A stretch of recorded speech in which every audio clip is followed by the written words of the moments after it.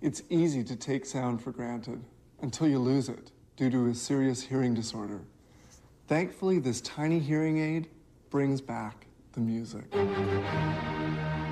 Loss of hearing causes a serious handicap, but happily it can be remedied thanks to hearing aids. But before fabricating the aid, the degree of hearing loss must be precisely measured with this apparatus called an audiometer. So they make a mold of the ear canal. To protect the eardrum, an autoblock is inserted. Next step is to pour in a silicone impression-making material. It solidifies and is then removed from the ear.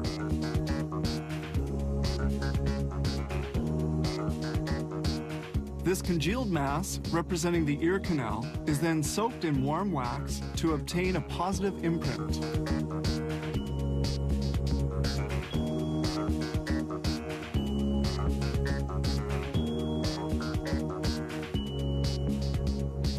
Then the silicone container is filled. The silicone hardens in only 10 minutes.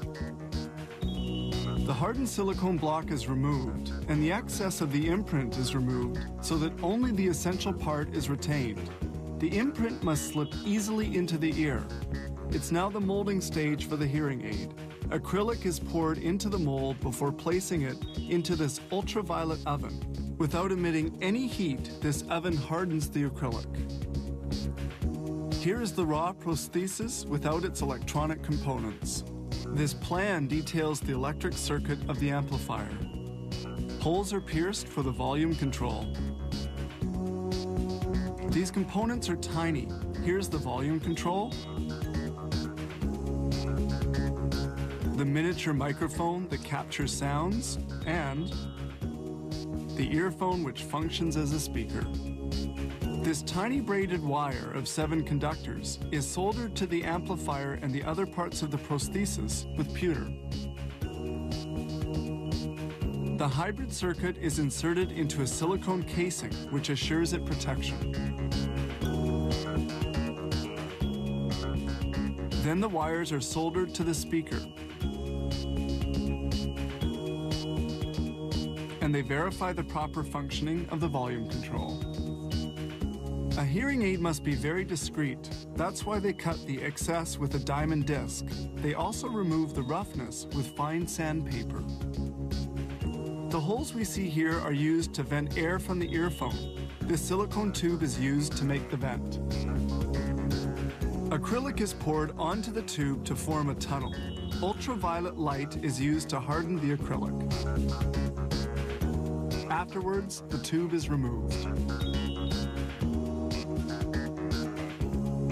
This hole is used to position the fastener, a small wire which allows for removing the hearing aid from the ear.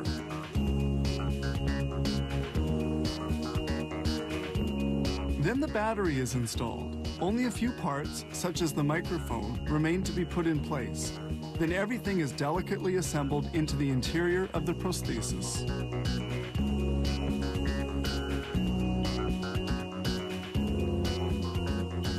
The 2 parts of the hearing aid are then glued together. Ultraviolet hardens the glue. The plate used to position the prosthesis components is cut away with a drill.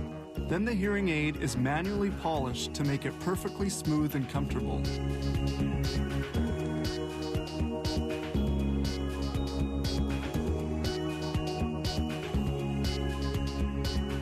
The prosthesis is now completed. There remains one important step, verifying its electroacoustic characteristic. It's with this analyzer that they validate that the hearing aid conforms to the original prescription.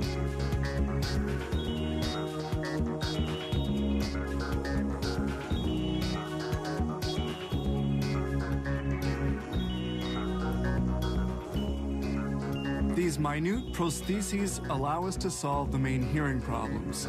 Microfabrication of a single unit requires a little more than 2 days of work.